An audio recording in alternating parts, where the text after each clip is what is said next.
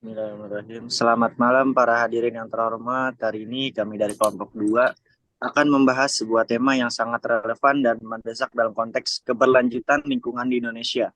Kami akan memaparkan materi mengenai CSR PT PLN, mengatasi isu polusi udara di Indonesia dengan mengalahkan program era kendaraan listrik untuk NTB Gemilang. Boleh lanjut? Uh, di sini ada beberapa anggota dari kelompok 2, ada Givari, ada Intan, ada Nur Inaya, ada Nur Firas, Mustika, Salma Nafisa, dan Andre. Next. Yang pertama itu kami akan memaparkan materi isu program. Next. Peningkatan gas emisi rumah kaca dari 75% total beban polusi udara global sehingga menyebabkan tingkat polusi udara yang tinggi dan jumlah populasi yang banyak seperti Indonesia, Tiongkok, India, Pakistan, dan Nigeria. Lanjut.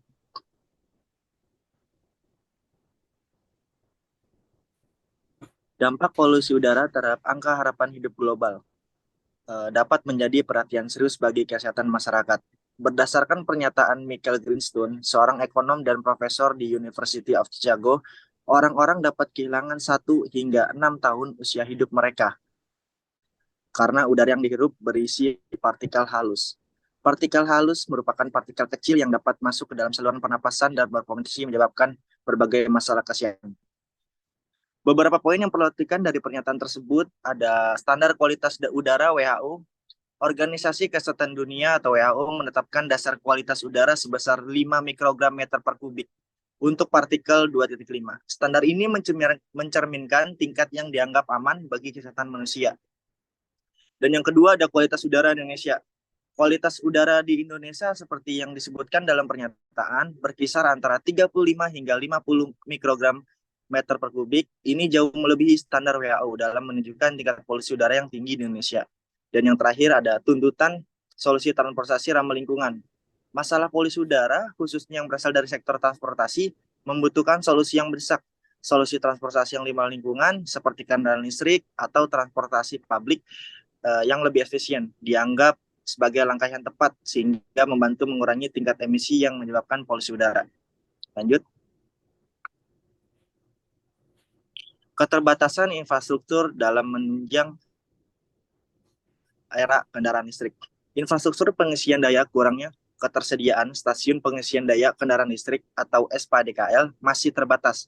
Penambahan SPDKL ini berbagai di lokasi seperti perkotaan, pusat perbelanjaan, dan jalur utama menjadi kunci untuk mendukung kebutuhan pengguna kendaraan listrik. Daya listrik yang besar untuk memenuhi kebutuhan daya baterai untuk kendaraan listrik. Next.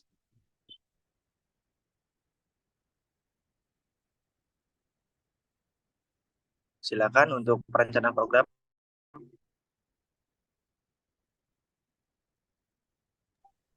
Baik, terima kasih. Saya akan melanjutkan, yaitu dalam program kami melakukan mapping stakeholder guna untuk mempermudah program CSR ini dilaksanakan. Dan kami menggunakan tipe Spaceship dengan meliputi ketertarikan topik serta seberapa besar pengaruh stakeholder terhadap perusahaan. Dalam tipe stakeholder mapping Spaceship dibagi menjadi 3 level, yaitu high, medium, dan juga low. Yang pertama ada CEO di level high. CEO berperan penting dalam bertanggung jawab penuh atas keputusan perusahaan dan juga program yang dijalankan untuk menghadapi isu. Mereka juga menetapkan arah dan strategi perusahaan. Lalu yang kedua ada manajerial. Dia juga di level high. Manajerial berkontribusi pada pengambilan keputusan dan juga mengimplementasikan program-program yang akan disetujui oleh pemimpin. Lalu ada media di tingkat high juga. Media berperan penting sebagai jembatan untuk informasi antara perusahaan dan juga masyarakat, serta sebagai saluran informasi untuk mempengaruhi persepsi masyarakat tentang PLN. Lalu ada dalam level high juga, yaitu pemerintah. Dukungan pemerintah sangat dapat meningkatkan keberhasilan program melalui kebijakan dan juga regulasi pemerintah memperkuat dan memaknai jalannya program itu sendiri. Lalu nextnya, lalu ada investor di tingkat high juga. Investor berperan penting untuk dalam mempengaruhi keputusan dan juga memberikan tekanan dalam bentuk finansial. Lalu ada masyarakat di level high juga, karena peran masyarakat termasuk penting karena mereka lah alasan program ini dibuat dan feedback baik dari mereka sangatlah dibutuhkan untuk perusahaan. Lalu ada karyawan itu sendiri di tingkat medium. Karyawan sendiri berkontribusi dalam menangani isu dengan cara menjalankan tugas mereka dengan baik demi keberlangsungan bisnis perusahaan. Lalu ada supplier di tingkat medium. Mereka akan mendukung program karena bisnis mereka sangatlah terikat. Dan meskipun mereka tidak berkontribusi langsung, supplier lah yang menjadi pendukung keperluan berjalannya program tersebut. Lalu next. Lalu ada lagi kompetitor atau pesaing di tingkat medium, karena peran mereka karena pesaing atau kompetitor memiliki isu atau masalah yang sama terhadap perusahaan PLN, yaitu untuk memerangi kondisi udara yang kotor. Itu mereka akan cenderung mendukung program ini karena memiliki isu yang sama. Namun secara tidak langsung mereka bisa saja dapat mengeksploitasi kelemahan PLN. Lalu ada influencer di tingkat medium. Influencer berperan sebagai pemberi acara. Influencer juga memiliki peran penting dalam meningkatkan exposure dan minat terhadap acara yang akan diadakan seperti promosi acara dan meningkatkan antusiasme. Lalu ada di tingkat low, yaitu komunitas. Meskipun bukan bagian dari PLN, persepsi positif atau negatif mereka bisa mempengaruhi citra perusahaan karena mereka cenderung berfokus pada hasil dari program tersebut, tidak berkontribusi langsung dalam jalannya program. Lalu ada bank dan kreditur di tingkat low. Mungkin mereka secara tidak langsung terjun dalam program tersebut, namun keputusan mereka dalam memberikan dukungan finansial atau fasilitas lain dapat mempengaruhi PLN. Next.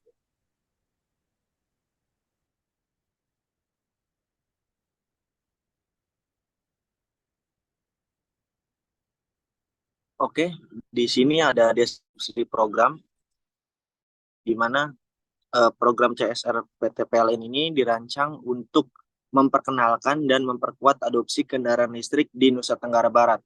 Melalui kolaborasi dengan pemerintah daerah, industri lokal, dan sektor swasta, program ini bertujuan untuk mendukung perkembangan kendaraan listrik dengan fokus pada pembangunan infrastruktur pengisian listrik, seperti pengenalan kendaraan listrik, di mana meningkatkan kesadaran dan pengetahuan masyarakat NTB tentang keuntungan dan keberlanjutan kendaraan listrik. Dan yang kedua ada infrastruktur pengisian listrik. Di sini membangun stasiun pengisian listrik umum atau SPLU dan stasiun pengisian kendaraan listrik umum atau SPKLU sebagai prioritas utama untuk mendukung penggunaan kendaraan listrik. Program ini merupakan upaya untuk memperkenalkan dan memperkuat adopsi kendaraan listrik di NTB. Next. Tujuan program: peningkatan kesadaran masyarakat terhadap teknologi ramah lingkungan, di mana meningkatkan kesadaran masyarakat di Nusa Tenggara Barat tentang teknologi ramah lingkungan, khususnya kendaraan listrik, untuk memberikan pemahaman yang lebih baik tentang manfaat terhadap lingkungan. Yang kedua, ada edukasi komprehensif tentang kendaraan listrik, di mana menjalankan edukasi komprehensif tentang kendaraan listrik, mencakup manfaat, cara penggunaan, dan dampak positif terhadap keberlangsungan lingkungan dan kesejahteraan masyarakat. Yang ketiga ada perluasan penerimaan teknologi ramah lingkungan. Di sini memperluas penerimaan dan adopsi teknologi ramah lingkungan di kalangan masyarakat dan institusi di NTB dengan fokus pada kendaraan listrik sebagai alternatif transportasi yang bersih. Yang keempat ada infrastruktur pengisian listrik SPKLU dan SPLU, membangun infrastruktur pengisian listrik yang diperlukan, termasuk stasiun pengisian kendaraan listrik umum, SPKLU, dan stasiun pengisian listrik umum atau SPLU untuk mendukung penggunaan kendaraan listrik di NTB. Dan yang terakhir ada berkontribusi pada pengurangan emisi gas buang, di mana mengambil peran dalam upaya pengurangan emisi gas buang dengan mendorong adopsi kendaraan listrik yang cenderung memiliki dampak lingkungan yang lebih rendah dibanding dengan kendaraan konvensional. Terima kasih. Next. Selanjutnya timeline program. Yang pertama adalah pra-kegiatan dan perencanaan. Yang kedua ada kampanye. Yang ketiga ada acara. Dan yang keempat ada pos kegiatan dan evaluasi.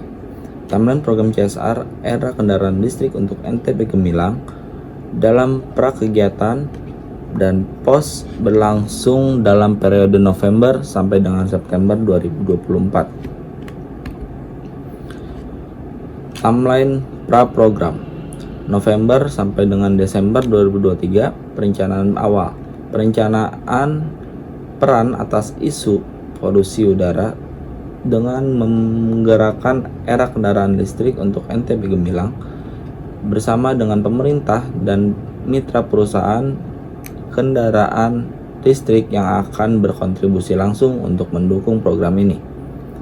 Selanjutnya Januari sampai Februari 2024 penyusunan anggaran. Menyusun rancangan anggaran yang dibutuhkan untuk tiap aspek kegiatan. Membuat daftar mitra potensial.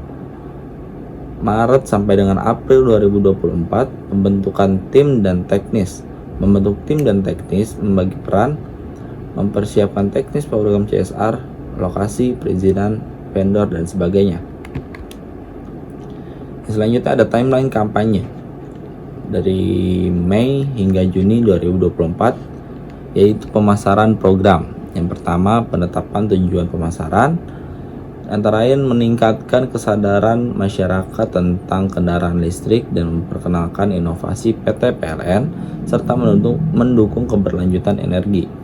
Selanjutnya yang kedua, identifikasi target audiens, pemangku kepentingan industri listrik dan masyarakat umum. Yang ketiga, mempersiapkan materi promosi dan mulai kampanye online atau melalui media sosial.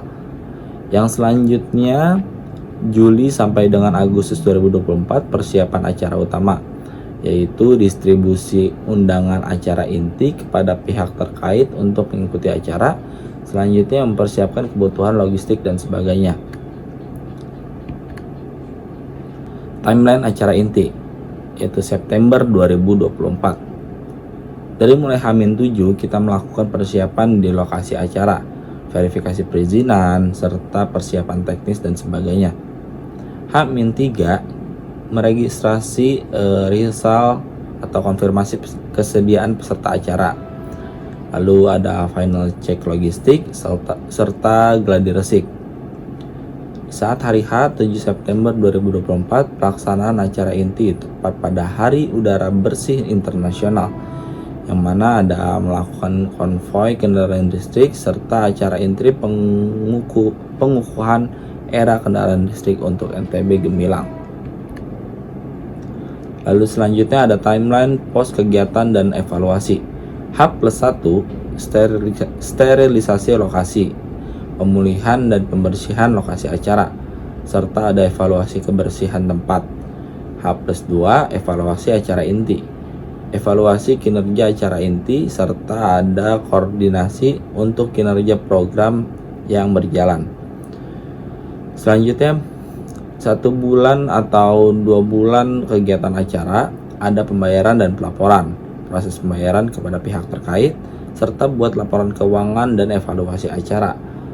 Yang selanjutnya bulan ketiga sampai ke-6 setelah kegiatan, follow up dan hubungan masyarakat, yaitu memberikan terima kasih kepada peserta, sponsor, dan mitra, mengirimkan rilis press atau press release tentang keberhasilan acara, serta pertahankan hubungan dengan peserta dan sponsor untuk kegiatan mendatang. Selanjutnya ada bagian pra-program, yaitu riset dan analisis.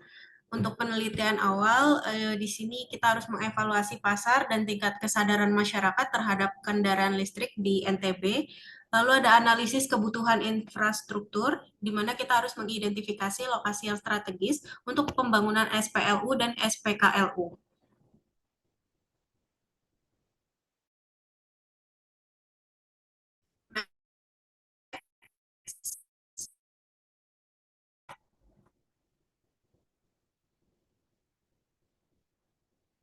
Berikutnya ada bagian praprogram, yaitu perencanaan dan persiapan, di mana bagian rencana komunikasi kita harus mempersiapkan strategi kampanye komunikasi untuk meningkatkan kesadaran dan edukasi masyarakat tentang kendaraan listrik di NTB.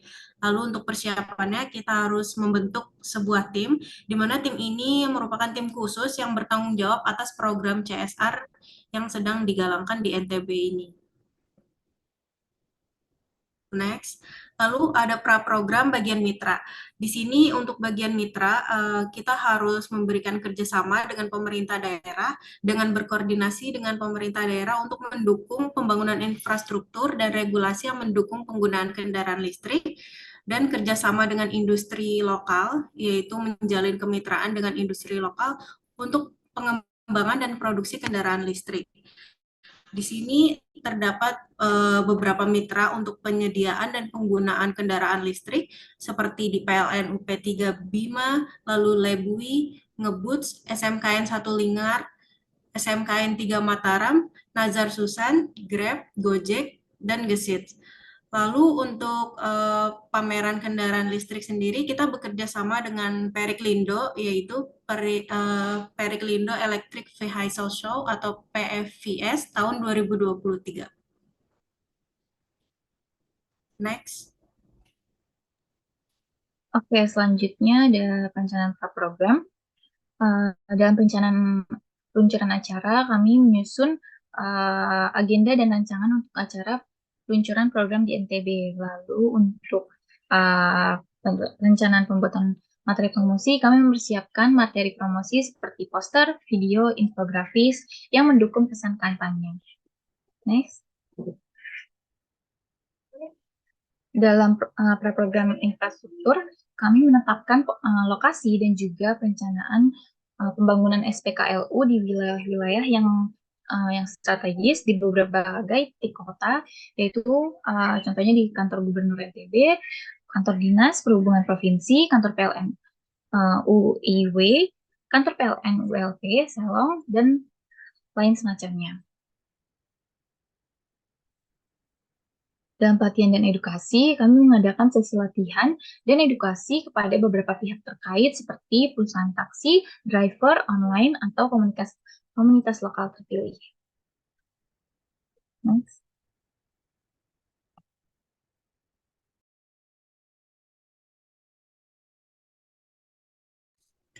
Berikutnya untuk rancangan anggaran, di sini yang pertama kita harus mengadakan infrastruktur untuk SPKLU di mana sebanyak 170 buah dengan total 400 juta rupiah.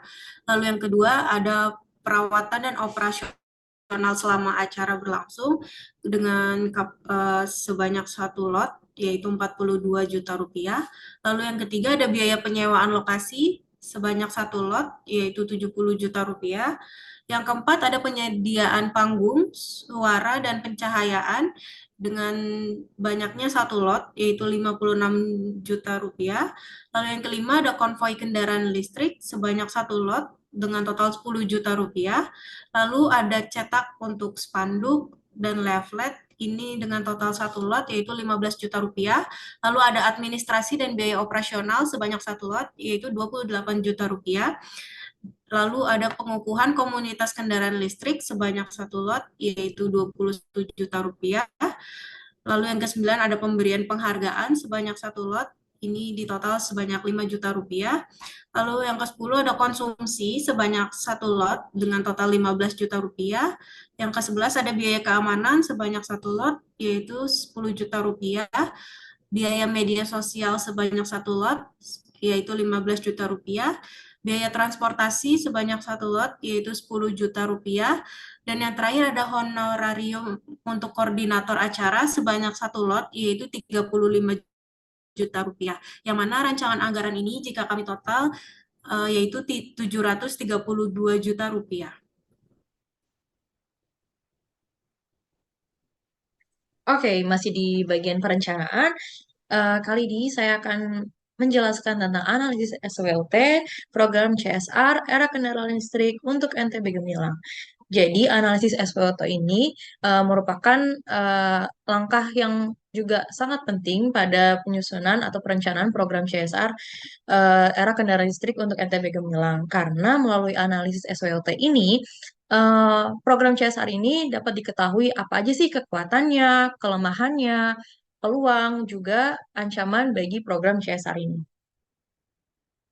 Oke, sekarang kita masuk ke bagian yang pertama, yaitu kekuatan. Jadi kekuatan ini ada 3 poin. Yang pertama adalah dukungan pemerintah daerah.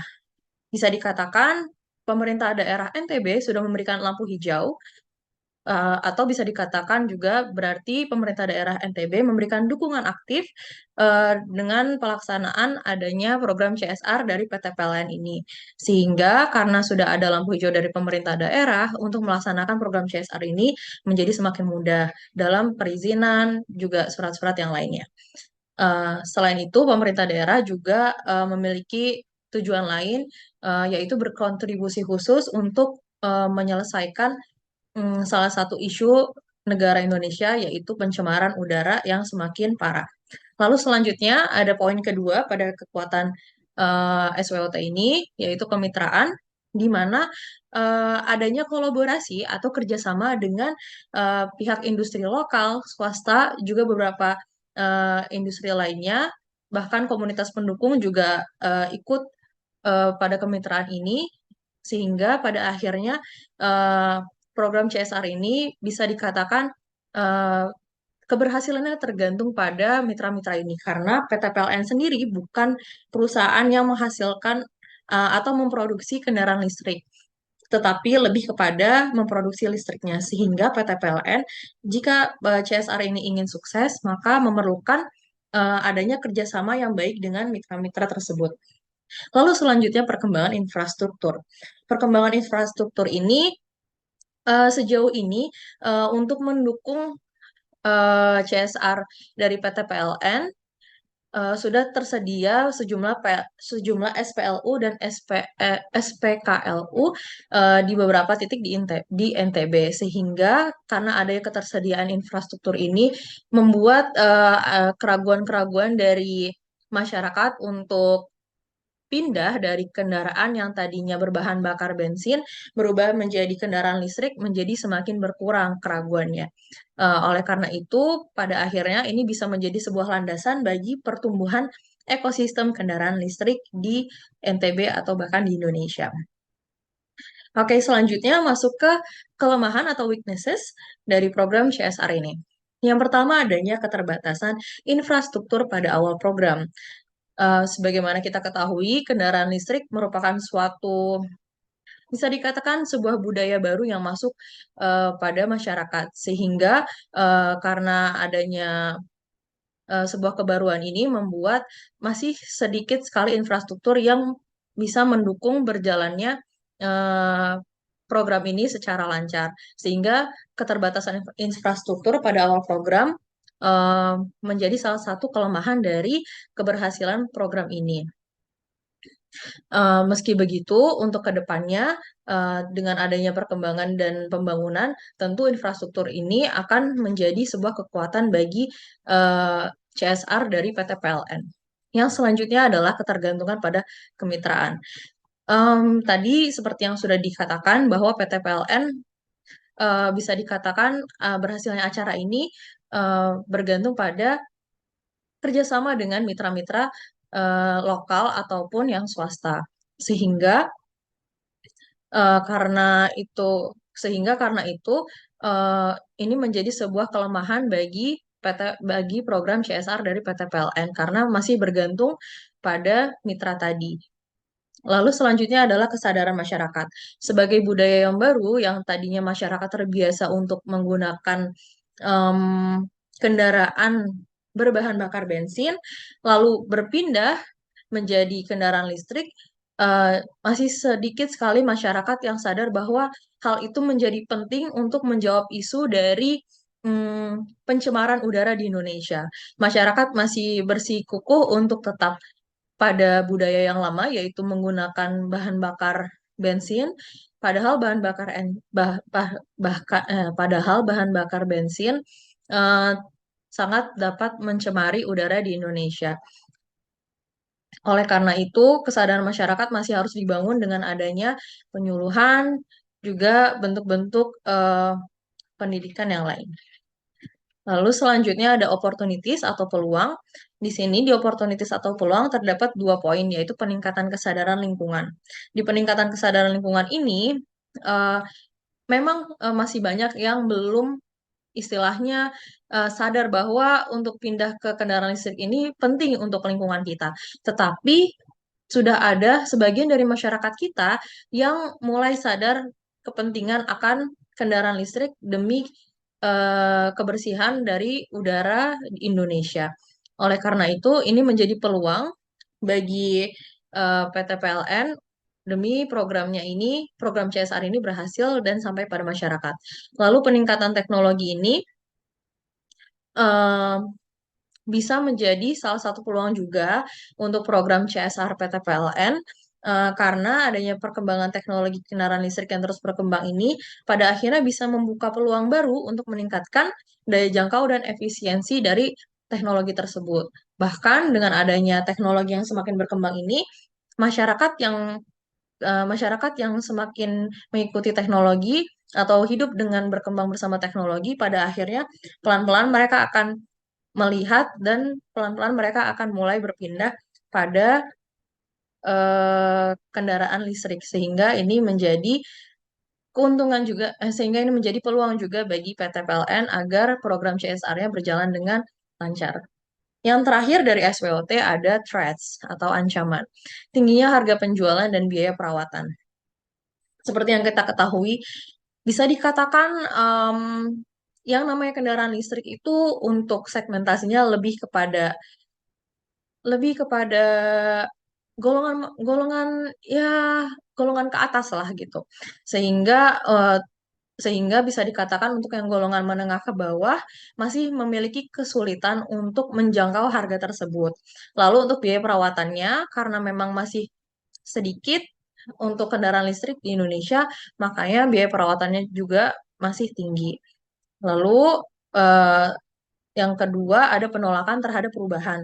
Masih terdapat golongan-golongan masyarakat yang bersikuku untuk tetap pada kebiasaan lamanya, yaitu menggunakan bahan bakar bensin. Sehingga ini menjadi salah satu ancaman karena dikhawatirkan pada akhirnya program ini akan berjalan kurang lancar atau tidak lancar dengan adanya eh, aksi dari orang-orang tersebut yang menolak akan perubahan. Selanjutnya masuk pada analisis program. Oke, analisis program di sini em, menggunakan triple bottom line, di mana triple bottom line itu terdiri dari 3 poin penting yang perlu diperhatikan. Bisa dikatakan tiga poin penting ini atau 3P merupakan konsep berkelanjutan sehingga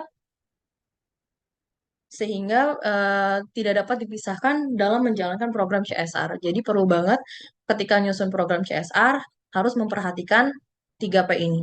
3P ini apa aja sih? Yang pertama ada people, yang kedua ada planet, yang ketiga ada profit. Jadi, dalam people ini berarti yang dimaksud people ini adalah masyarakat. Seperti yang udah rekan saya katakan, bahwa salah satu tujuan dari program CSR ini adalah untuk pemberdayaan masyarakat atau untuk kebutuhan masyarakat itu sendiri. Sehingga ini bentuk kepedulian perusahaan kepada masyarakat bahwa mereka peduli ada isu pencemaran udara tadi, sehingga mereka berusaha untuk andil atau berperan aktif dengan cara salah satunya adalah program CSR ini, era kendaraan listrik untuk NTB Gemilang, walaupun hanya sebagai istilahnya penyedia listriknya, tapi mereka ikut terjun, turun, membantu memenuhi kebutuhan masyarakat atau menyelesaikan isu tersebut. Yang selanjutnya adalah planet.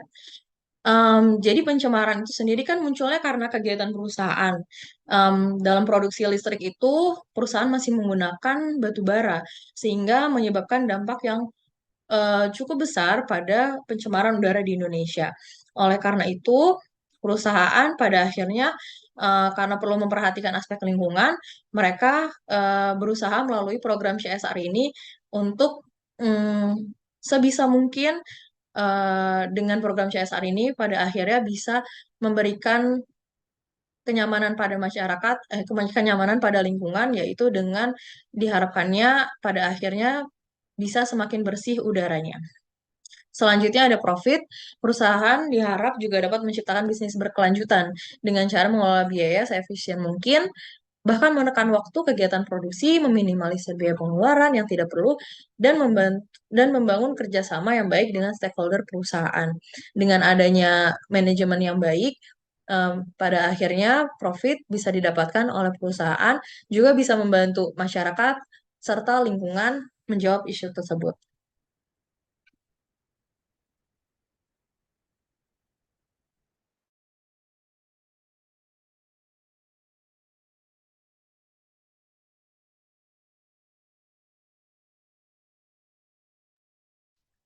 Baik, terima kasih.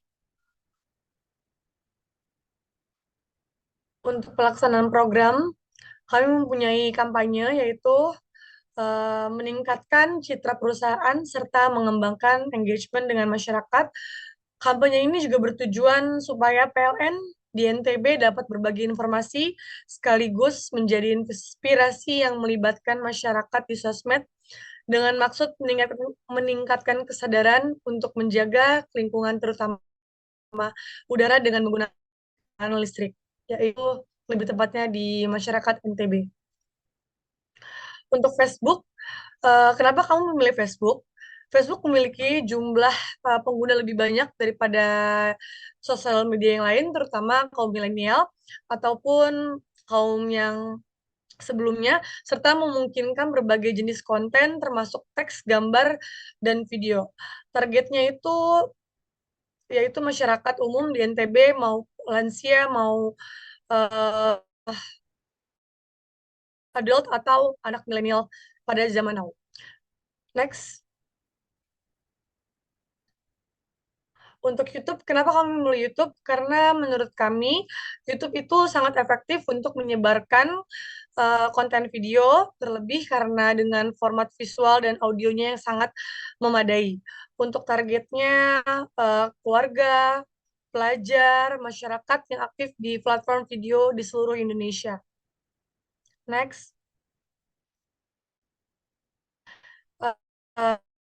Dan kampanye yang terakhir ada Twitter. Kenapa kami milih Twitter? Karena menurut kami paling banyak digunakan oleh Gen Z, cocok untuk pesan singkat, saling balas direct message, menggunakan interaksi langsung, dan pemantauan trending. Dan untuk targetnya, pengguna yang aktif secara online, termasuk media, pemimpin masyarakat, dan warga yang mencari pembaruan yang sangat cepat. Untuk selanjutnya akan dibacakan rekan Muni. Terima kasih.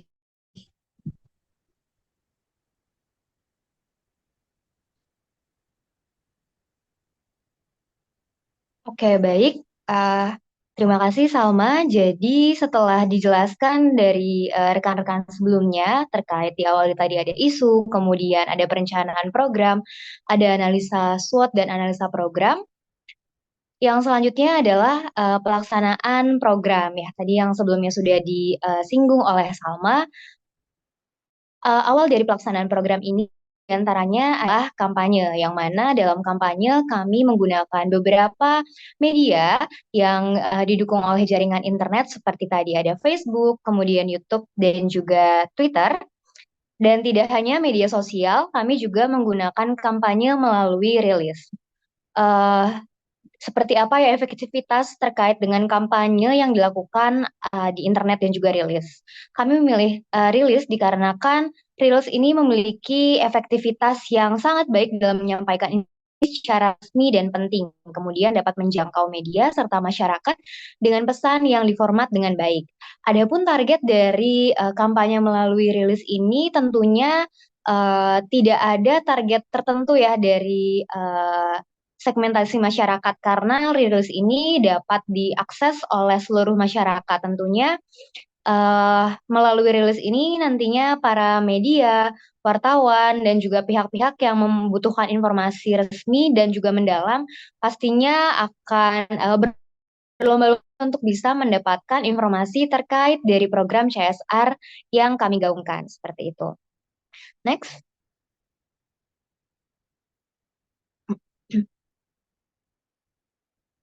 Oke. Tidak sampai di kampanye saja, PT PLN melakukan program ini hingga pada realisasi yang mana terdapat 2 acara inti. Yang pertama adalah konvoi kendaraan listrik, dan yang kedua adalah peluncuran program era kendaraan listrik untuk NTB Gemilang. Mengapa sih PLN melakukan konvoi kendaraan listrik? Adapun sebenarnya kegiatan konvoi dan juga acara peluncuran program sebagai kedua acara inti ini tentunya berkaitan ya dengan kampanye yang dilakukan sebelumnya tadi. Dalam masa kampanye kami PT PLN berusaha berupaya seefisien mungkin untuk bisa menarik perhatian masyarakat. Ada apa ya yang dilakukan oleh PT PLN? PT PLN ini mempunyai program seperti apa sih dan seperti apa nantinya akan dilaksanakan. Nah, itu tadi dilaksanakan melalui proses kampanye yang dilakukan melalui pemanfaatan internet, baik dari media sosial maupun rilis. Nah, selanjutnya ada pun realisasi dari hal-hal yang dikampanyekan oleh PT PLN tadi melalui 2 acara inti. Yang pertama, konvoi kendaraan listrik.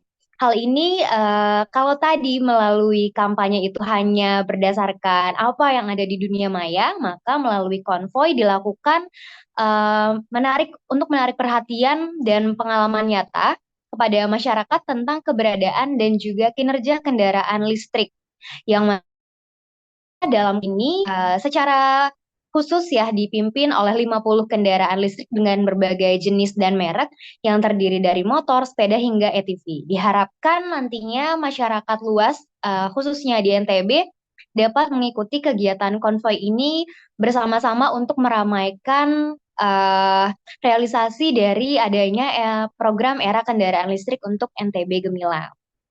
Oke, yang berikutnya setelah konvoi kendaraan listrik masuk kepada acara inti yang kedua, yaitu acara peluncuran program.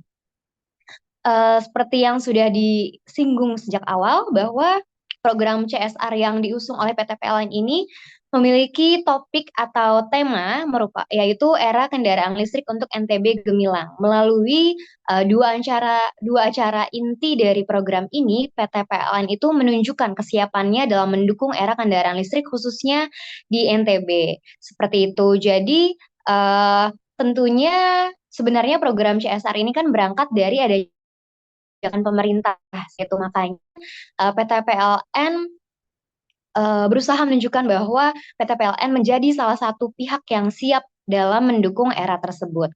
Adapun dalam acara peluncuran program ini, Direktur Bisnis Regional Provinsi NTB, Syamsul Huda, mengucapkan terima kasih dan berkomitmen untuk terus berinovasi dalam menghadirkan energi ramah lingkungan di NTB. Dalam acara ini juga ditampilkan bahwa PT PLN mendapat penghargaan atas kontribusinya untuk NTB Asri dengan menjadi pelopor penggunaan kendaraan listrik bebas polusi di NTB. Oke, next. Adapun dari seluruh proses pelaksanaan program CSR PT PLN ini mulai dari awal kampanye hingga acara inti konvoi dan peluncuran program, PT PLN bersama pemerintah turut serta mengajak influencer untuk terlibat dalam kegiatan ini ya. Seperti kita ketahui saat ini ya rekan-rekan bahwa apa yang dilakukan oleh masyarakat saat ini itu baca dari ya apa para influencer lakukan gitu. Jadi kalau kita ngelihat, oh kita mengidolakan influencer A, maka biasanya kehidupan sehari-hari kita mengikuti tuh seperti gaya hidup influencer yang kita idolakan tersebut. Nah, untuk itu PT PLN bersama pemerintah sadar betul bahwa influencer memiliki peran yang sangat penting dalam pelaksanaan program yang diusung. Nah, dalam hal ini PT PLN bersama pemerintah mengajak Fitra Eri Purwotomo turut serta dalam kegiatan konvoi dan acara peluncuran program era kendaraan listrik di NTB Mengapa memilih Fitra Eri? Dikarenakan seperti yang kita tahu bahwa Fitra Eri ini merupakan salah satu penggemar otomotif dan beliau juga sudah menjadi konsumen dari kendaraan listrik. Beliau mengatakan bahwa beliau sadar bahwa penggunaan peralihan ke kendaraan listrik ini mampu mendorong ekosistem kendaraan listrik. Dirinya mengambil peran untuk menjadi konsumen dan juga mengajak turut serta masyarakat menjadi konsumen sebagai bentuk dari keterlibatan dalam peralihan kepada kendaraan listrik, khususnya dalam menghadapi isu polusi udara yang ada di Indonesia. Oke, yang berikutnya media partner. Dalam realisasi kegiatan CSR PT PLN tentunya menggandeng rekan-rekan media untuk turut serta berperan dalam melakukan promosi kegiatan CSR yang dilakukan oleh PT PLN. Sebagaimana disebutkan oleh Renal Kasali, ada beberapa media yang memiliki kelebihan dan juga kekurangannya masing-masing dalam keperluan publikasi oleh perusahaan, yang mana di antara dari media-media tersebut adalah media cetak, kemudian media radio, televisi, dan juga internet. Dalam hal ini, PT PLN menggunakan hampir keseluruhan media tersebut, yang mana seperti yang sudah dijelaskan sebelumnya tadi dalam kampanye, PT PLN memanfaatkan media internet untuk bisa mempromosikan dalam rangka menarik perhatian masyarakat khususnya di NTB terkait dengan program yang dijalankan oleh PT PLN. Selain dari kampanye tadi, PT PLN juga bekerja sama dengan rekan-rekan media, yang mana diantaranya ada surat kabar. Surat kabar dalam hal ini ada surat kabar cetak dan juga online. Mengapa dipilih surat kabar? Alasan utamanya adalah dikarenakan secara dari segi konsumen gitu ya, surat kabar ini dinilai memuat hal-hal yang aktual dan juga penting untuk diketahui bagi para konsumen. Serta melalui surat kabar juga dapat menjangkau cakupan pasar yang cukup luas. Mengapa digunakan dua, ada cetak dan juga online? Dikarenakan mengingat ya bahwa ada daerah-daerah pelosok yang mungkin masih belum memadai ketersediaan internetnya. Untuk itu digunakan surat kabar dalam bentuk cetak untuk bisa menjangkau masyarakat tersebut. Yang mana dalam surat kabar ini disajikan berita mulai dari rencana hingga tahapan dan juga pelaksanaan program CSR era kendaraan listrik untuk NTB Gemilang. Beberapa surat kabar yang digunakan dalam hal ini diantaranya adalah Suara NTB, Koran NTB, dan juga Media NTB. Oke, selain surat kabar cetak dan online, digunakan juga media televisi, di mana melalui media televisi ini disajikan siaran langsung pelaksanaan dari dua acara inti dalam program CSR PT PLN ini, yang diantaranya konvoi kendaraan listrik dan juga acara peluncuran era kendaraan listrik untuk NTB Gemilang. Mengapa dipilih media televisi? Sebagaimana kita ketahui, dengan media televisi ini dapat menjangkau khalayak sasaran yang luas dan juga mempunyai kemampuan yang kuat dibandingkan media lainnya seperti surat untuk mempengaruhi persepsi halayak sasaran. Dalam hal ini, beberapa media televisi yang menjadi rekan dari PT PLN nantinya untuk menampilkan atau menyajikan siaran langsung kegiatan dari program CSR ini, yaitu disiarkan langsung melalui tayangan Liputan 6, Metro TV News, dan juga Kompas TV. Oke, next. Oke, setelah pelaksanaan program tentunya diperlukan proses evaluasi, yang mana dalam evaluasi program CSR PT PLN ini nantinya diperlukan untuk bisa memahami seperti apa sih dampak atau perubahan dalam perilaku masyarakat dan juga lingkungan sekitar atas adanya implementasi dari program CSR tersebut.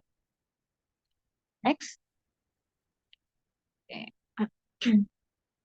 Nah, dalam rangka evaluasi program CSR PT PLN ini diperlukan sejumlah aspek krusial untuk dilihat ya, terkait seperti apa sih dampak dari terlaksananya program CSR tersebut, di mana yang 4 poin krusial dari proses evaluasi program CSR ini diantaranya adalah partisipasi masyarakat, kemudian edukasi dan sosialisasi, kolaborasi dengan mitra, serta infrastruktur. Oke, yang pertama, mengapa partisipasi masyarakat menjadi salah satu indikator krusial dalam evaluasi program CSR?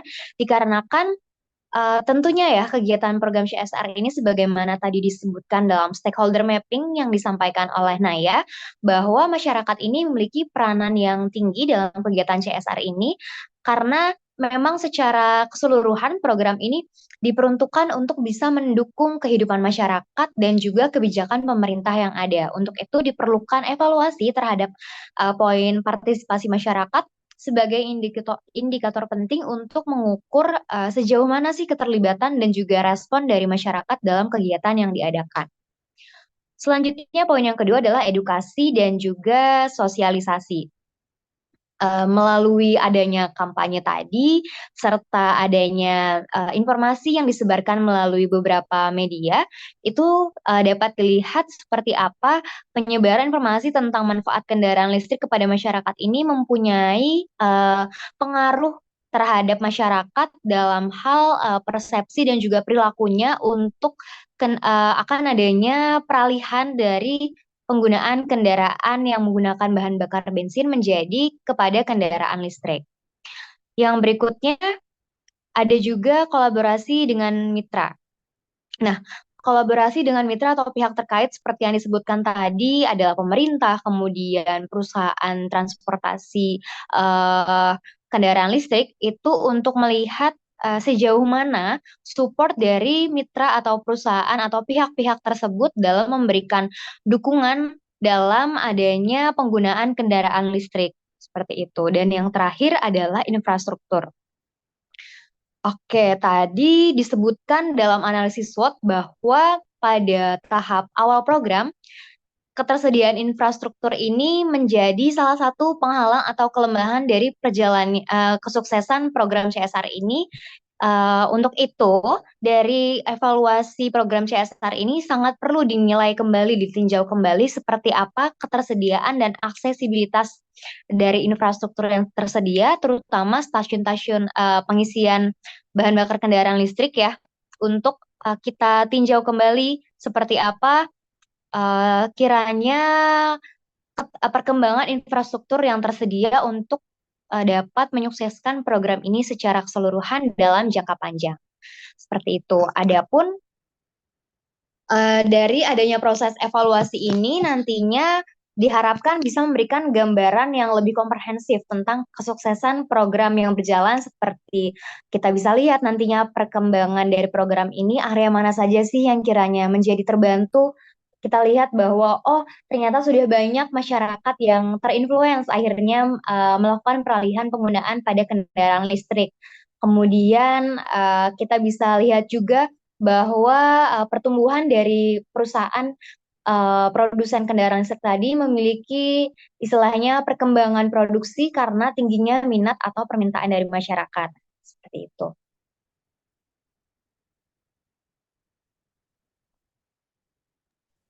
Baik, terima kasih kepada semua hadirin yang telah memberikan perhatian dan waktu untuk mendengarkan presentasi dari kelompok 2 tentang tema CSR PT PLN Era Kendaraan Listrik untuk NTB Gemilang.